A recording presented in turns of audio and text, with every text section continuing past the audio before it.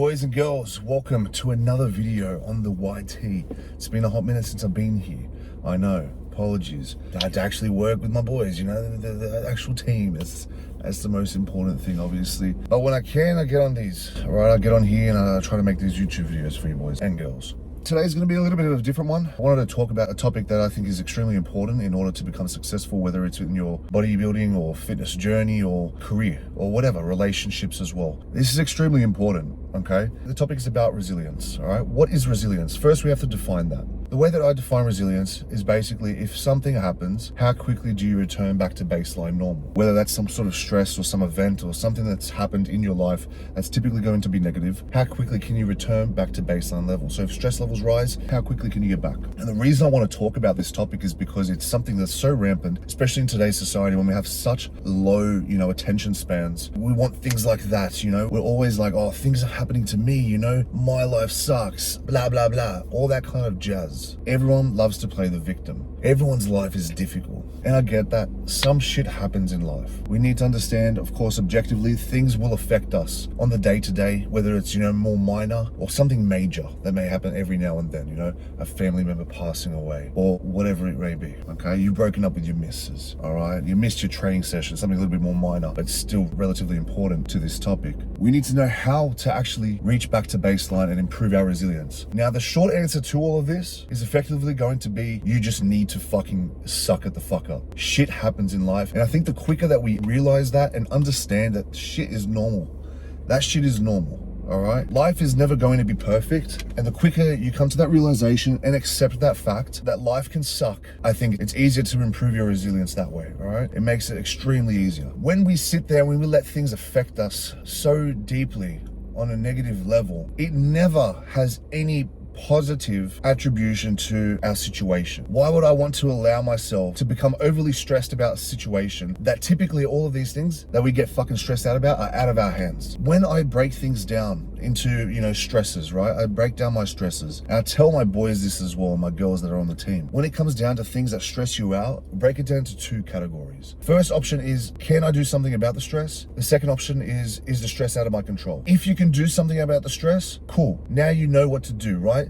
Figure out, reverse engineer whatever it is that you need to do to get over that stress. Make a little logic tree diagram and figure it the fuck out. Therefore, now you have no stress. All right, you now know exactly what to do to overcome that stressor in order to get back to baseline normal, improving resilience. Number two, if I can't do anything about that stress, it's out of my control completely. Why would I want to sit there and stress about something that is out of my fucking control? If it is out of my control, that's simply it. It ends there. The conversation ends there. If I've missed a session, if I fucked up on a meal plan, if my grandpa passed away, if my fucking mum passed away, if my relationship with my missus broke down and we broke up, all right? Maybe that one, sometimes you can obviously, improve those things and figure out what went wrong and remedy it, all right? But some things, like especially death on the bigger scale, we cannot control those things. Now, is it okay to feel those emotions? Of course it is. It is human for us to feel those emotions. And we may have a few days, that go a little bit whack because of it. But the main thing is we need to get back to fucking baseline normal as soon as possible. And that's not me being uncaring or my life's the most important. No, but your life is important.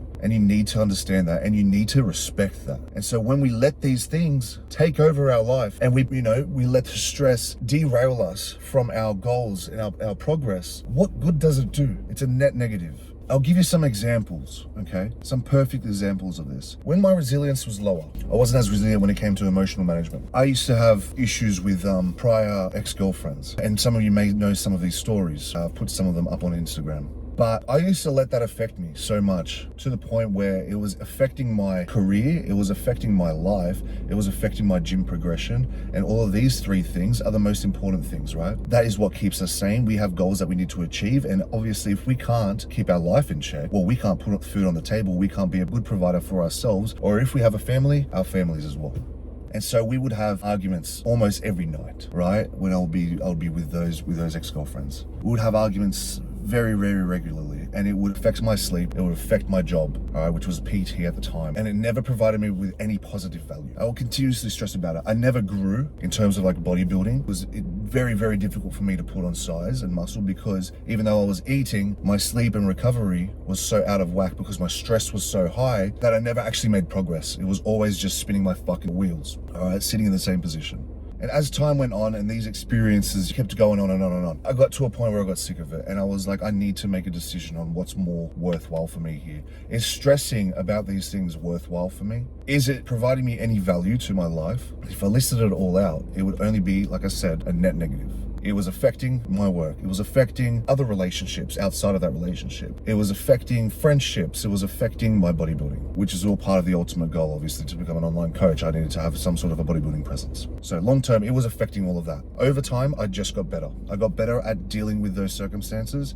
How do you actively get better at that? By trying, all right? By trying to not let shit annoy you. And although we do, snap at things every now and then, and that's, like I said, normal, we need to reduce the time it takes for us to get back to baseline. And that's by repetition. Just as it is in the gym, just as it is in anything else that you want to be good at, it's repetition. Trying to be better in that aspect. Eventually, it got to the point where that relationship was obviously offering me, if we're looking at it from a macro perspective, it was a full net negative, and so I broke up with her. And then obviously, that was done and dusted, and I was a much happier person because of that too. So once I started respecting myself, respecting my boundaries and my goals, I ended up ultimately becoming a better person by improving my resilience and not letting shit like that ruin my fucking life. Another example of this is something that's out of my control. So that was something that was in my control. What can I logically do about it? And those were the things that I did, okay, in a nutshell. Another example is something that I couldn't, have control over. And a great example of this was 1 week out of my competition, my grandpa passed away. And no one expected it to happen. And so obviously it kind of hurt me a little bit, a lot. And it was not easy it wasn't easy. And once again, when we break things down into logic, it becomes a lot easier to digest. In this specific situation, going back to what I said before, is there something I can do about it? No. So I felt the emotions that I needed to feel, grief, despair, and I processed them in my own way. And I continued with the plan. The funeral was 2 days out of the show, the day of the first tanning. So I had to message the tanning ladies and figure out how we could kind of go about it. They got me in really, really early. And so what I had to do, wake up earlier, go drive all the way 45 minutes away, get my tan done at like 8:30 a.m. And then I would come back home. I came back home, got into my funeral clothes, and I headed off to the church. And I had to bring my fucking meals, and I had to pretend like everything was okay, all right? And that doesn't mean that I wasn't able to feel the emotions that I needed to feel. That doesn't mean that I wasn't able to be present, all right? Because I was. But things still needed to be done. And some people can look at this and they can be like, wow, you're so, all you care about is yourself, yada, yada, yada, all that kind of bullshit. And that's not how I look at it. Because I was there for my family. I was there to make a speech at the eulogy. I was there carrying my grandfather's casket to and from the church, all of that, all right? And I still rocked up. I still did what I needed to do. And it was a very, very stressful day because we were carbing up as well. And so it was hectic. But I made it work, because at the end of the day, it's not something that was in my control. And I had to continue to do what I had to do. I had to. There's no other choice. What is weeping and grieving and then completely going off of my plan going to serve me? No net positive. It's not going to bring me anything good. And I thought about it in a sense of like, if my grandfather was still around, what would be the one thing he would want from me most? And it would be to chase my fucking dreams and make sure that I can, set out to hit my goals, to make sure I get on stage at my very best.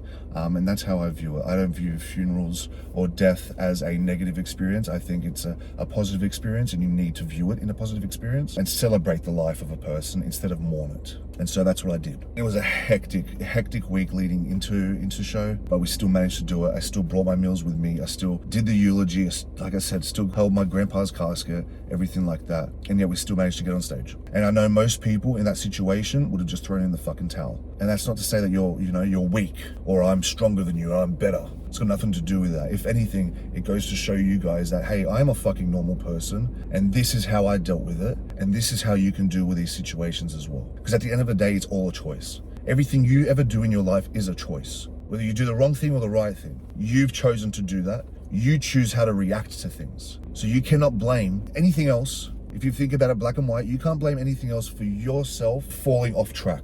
You can't, because it's a fucking choice. And so the reason I want to put this here is because, a lot of people see me. I get the vibe that they think my life is easier than theirs because I get to work on my own terms and yada, yada, yada. And it's easy for me to say certain things when they don't really realize that I also put it into practice. And so I want you guys to understand that I do put into practice. And these are just some examples of when I have. Some pretty drastic examples, right? On the more extreme end. So understand that. Resilience is important. Resilience, if you want to get to your goal, you need to understand how to improve your resilience and make an effort and strive to do that. Every time something pisses you off or annoys you or stresses you out or throws you off track, you make sure you get the fuck back on plan as soon as you fucking can, because you have no one else to blame other than yourself if you fall completely off. Literally no one else. So I don't want to hear those excuses from anyone. Shit happens in life and we need to understand that and accept that. And it's up to us to determine how we react. And so once you realize that, you also have the power to realize that everything in your life, you have the ability to overcome. And once you realize that, you also realize that you have the power in your life to overcome anything, and you have the ability to overcome anything that you want based off of actions and choice. So remember that.